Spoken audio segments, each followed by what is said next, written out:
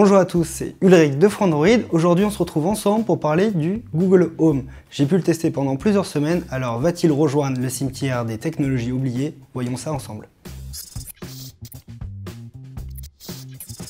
Avant de vous montrer le Google Home en conditions réelles, je vous propose de rapidement vous le présenter. Alors certains vont parler de enceinte connectée, comme on peut le voir sur certains sites e-commerçants. D'autres vont parler d'assistant personnel intelligent, assistant domotique. En réalité, il y a beaucoup de termes qui définissent cet objet. Alors voilà à quoi il ressemble. Ça peut ressembler à un vase, ça peut ressembler à une bougie pour certains. En réalité, Google a conçu un objet design. Design, l'objectif, c'est qu'il s'intègre intelligemment dans votre mobilier intérieur, pour que vous puissiez l'oublier à côté de votre téléviseur, dans une étagère. L'objet est donc petit et plutôt design. Design dans le sens où il est composé de deux éléments. On a une base et l'aspect donc supérieur, et la base en fait peut être ouverte pour pouvoir la personnaliser à votre goût. Alors je ne vous conseille pas tout de suite de l'acheter parce que je crois que Google vend ça entre 30 et 40 €, mais vous avez plusieurs bases avec différents tissus de couleurs et même du métal pour ceux qui veulent un aspect plus métallique. Et là on voit directement que c'est une enceinte connectée. Donc on a différents éléments de l'enceinte connectée et bien entendu il n'y a pas de magie, c'est un élément, c'est une enceinte assez petite mais qui pourtant produit un son très bon. On n'a pas seulement des enceintes dedans, on a bien entendu deux microphones et c'est ça qui est important, c'est-à-dire que cet objet va vous écouter. Donc parlons de l'aspect assistant connecté. L'aspect assistant connecté il est intéressant parce qu'en réalité c'est un objet qui vous écoute, il va faire partie de votre famille. Pour l'activer, deux façons de faire. Soit vous dites OK Google, soit vous dites Dis Google. Et une fois que vous avez énoncé ces deux mots magiques, il va se mettre à vous écouter. Pour vous parler rapidement de l'aspect confidentialité, parce que certains vont poser la question, Google assure qu'il n'écoute seulement ce qui est dit après le mot OK Google et Dis Google. Une fois qu'on a épelé ces mots-là, les requêtes qu'on va faire oralement seront envoyées au cloud de Google pour effectuer des recherches ou nous donner une réponse pertinente. Autrement, Google nous assure ne pas nous écouter. Donc, qu'est-ce qui se passe? Une fois qu'on active cet objet, on a des LED lumineuses qui apparaissent au-dessus et qui donc nous disent simplement « Je vous écoute ». Et là, vous allez pouvoir lui poser toutes vos questions. Que ce soit des questions de recherche, de conversion de dollars en euros ou encore des questions liées simplement à des définitions de mots, vous pourrez poser toutes les questions, les mêmes questions que vous posez à votre Google Assistant sur votre smartphone. Autre aspect et bien sûr très intéressant au sein de la maison, c'est que vous allez pouvoir contrôler votre maison. Si vous avez des ampoules connectées de type Philips Hue, mais bien d'autres modèles sont compatibles, vous allez pouvoir changer l'éclairage dans les pièces, la couleur, etc. Si vous avez des enceintes connectées, vous allez pouvoir contrôler la musique dessus, ainsi de suite. On a un certain nombre d'objets connectés, comme par exemple un thermostat Nest pour pouvoir modifier la température chez soi. L'autre aspect important, comme je vous disais, le son est de qualité. Mais pour pouvoir utiliser du son, il faut une source musicale. Et pour ça, du coup, Google a intégré, en tout cas avec ses partenaires, plusieurs services musicaux de streaming. On retrouve donc Spotify, Google Play Music bien sûr, mais aussi Deezer, TuneIn. Ça donne accès donc à des catalogues d'albums et de musique, de podcasts, mais aussi de radio française. On peut également écouter la radio comme Europe 1 ou WeFM en fonction de vos goûts. Il suffit simplement de leur dire « j'aimerais écouter WeFM » et la radio démarre. Autre aspect intéressant, si vous êtes déjà Google compatible, c'est que vous avez déjà un Chromecast ou un Chromecast audio, sachez, ou encore une Android TV. Sachez que le Google Home est compatible avec tous ces objets, donc vous pourrez lui demander par exemple de diffuser une série Netflix ou une vidéo YouTube sur votre téléviseur. Ça marche très bien, comme vous allez pouvoir le voir juste après. Enfin, avant de passer aux conditions réelles, je voulais rapidement vous parler de la langue française. Elle vient d'arriver sur Google Home et malheureusement, on ne retrouve pas toutes les fonctionnalités qu'on avait en langue anglaise. Google nous assure que ça va évoluer. Au fur et à mesure, des nouvelles phrases arrivent. Les petits couacs de prononciation qu'on peut avoir seront de mieux en mieux interprétés par le Google Home. Et enfin, on aura l'arrivée des assistantes apps, qui sont des services développés par des éditeurs ou des partenaires tiers, qui donneront accès par exemple à IFTTT.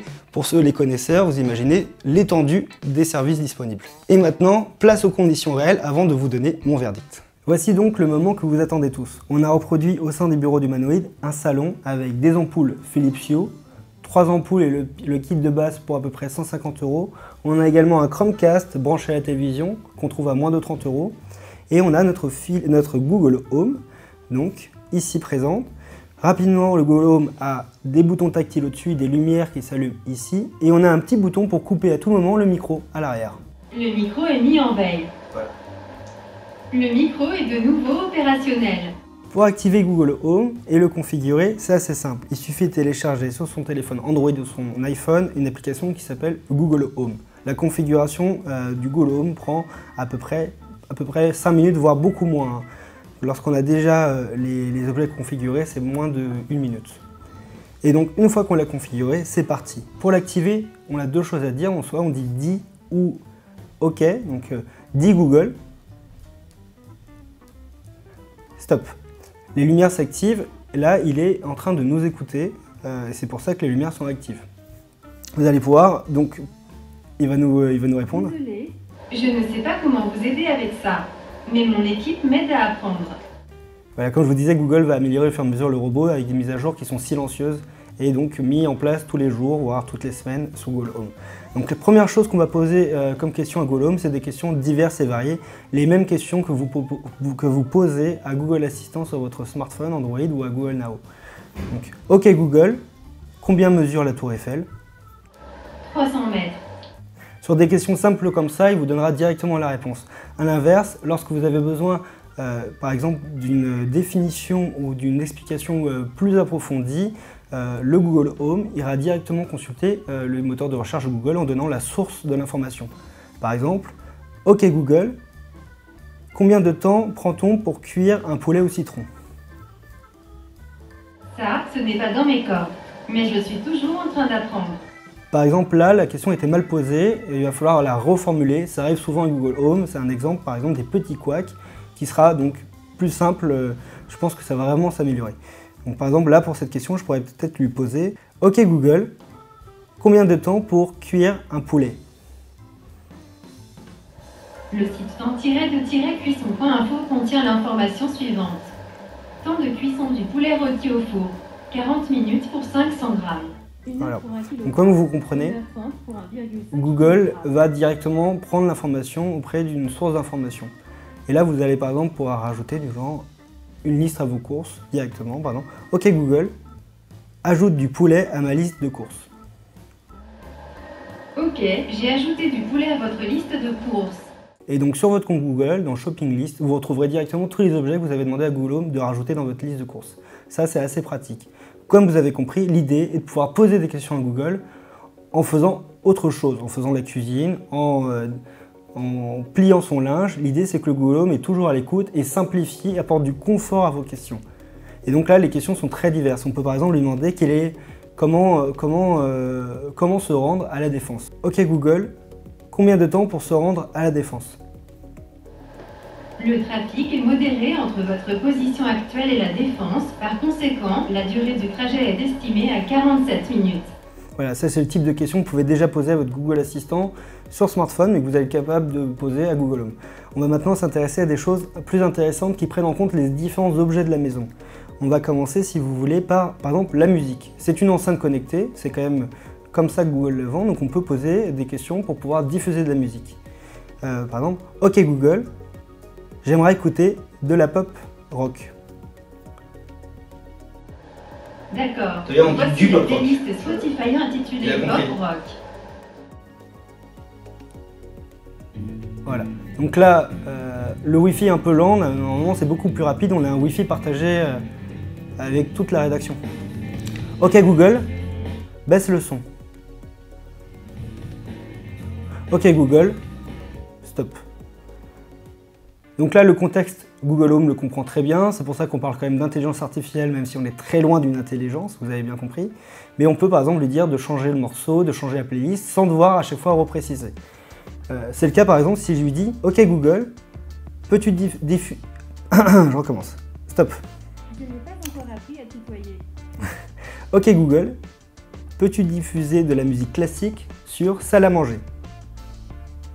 Donc, Salle à manger, c'est le nom du Chromecast. Voici une playlist Spotify intitulée Windows Panic Classical. Je la mets sur Salle à manger. Voilà, donc là, j'ai la musique qui est diffusée sur ma télévision grâce au Chromecast. OK Google, stop. L'intérêt du coup du Chromecast, ça va pas simplement d'avoir du son, c'est de pouvoir du coup diffuser des vidéos. Et les vidéos, on va pouvoir les récupérer sur YouTube ou encore Netflix ou encore par exemple Google Photos pour afficher des photos ou des vidéos. On va faire le test avec Netflix. Ok Google, peux-tu diffuser des vidéos de chatons sur salle à manger? D'accord, je mets vidéo chaton depuis YouTube sur salle à manger. Donc comme vous pouvez le voir, ça marche. Ok Google, stop la vidéo. Non, là il y a un bug. Ok Google, stop la vidéo sur salle à manger. Donc là, il n'a pas compris le concept et j'étais obligé de lui répéter que je voulais arrêter la vidéo sur salle à manger, donc le nom du Chromecast. Vous pouvez changer le nom des objets comme ça. On peut aussi modifier par exemple la lumière. Donc là, on a branché le kit Philips Hue, donc 2 ampoules qui sont des LED multicolores. On va dire OK Google, allume les lumières. Compris, j'allume de lumière. On dirait que Mucolor Lamp 1 n'est actuellement pas accessible. Okay, bon. Par exemple, là, c'est un bug. Normalement, il ne devrait pas préciser que la première ampoule, il y a 3 ampoules, n'est pas accessible. En anglais, il ne le précise pas. Donc ça, c'est quelque chose qui va être corrigé parce que cette information n'est pas vraiment très intéressante en réalité. Ok Google, peux-tu mettre l'ampoule de la cuisine en vert? Je ne sais pas comment vous aider. Je me suis mal exprimé là. J'aurais pas dû dire ampoule, mais lumière. Voilà, c'est l'exemple de modification qu'on doit apporter. C'est à nous de s'adapter au Google Home plus que c'est à lui de s'adapter à nous. Ok Google, peux-tu mettre la lumière de la cuisine en bleu? Compris, changer la couleur de Ucolor Lamp 2 sur bleu. Ok Google, monte la lumière de la cuisine. Ouais, j'ai dit monte au lieu de augmenter, mais il a compris. Ucolor Lamp 2. Ok Google, arrête toutes les lumières. Très bien, j'arrête de lumière. On dirait que Mucolor Lamp 1 n'est actuellement pas accessible.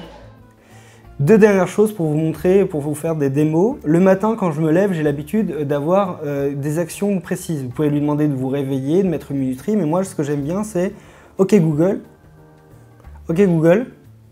donne-moi le programme de ma journée. Hello Ulrich, j'espère que votre après-midi a bien commencé. Il est actuellement 16h43. En ce moment à Maison Alfort, il fait 27 avec du soleil. Aujourd'hui, le ciel sera partiellement couvert avec des maximales. Donc là, il me donne la météo, l'heure.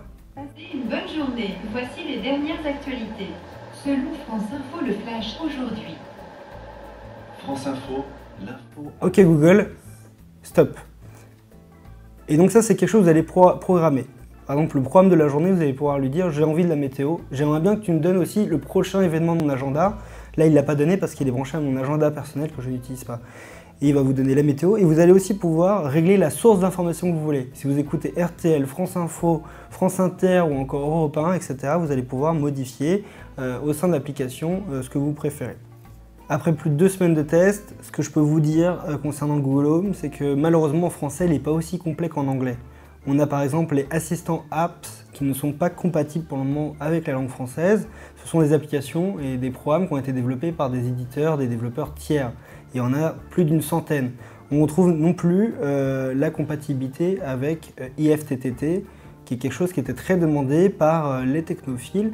Elle arrivera, comme nous le certifie Google, sur Google Home en français, mais pour le moment, impossible d'utiliser IFTTT en français. Comme vous avez pu le voir, le Google Home est quand même impressionnant.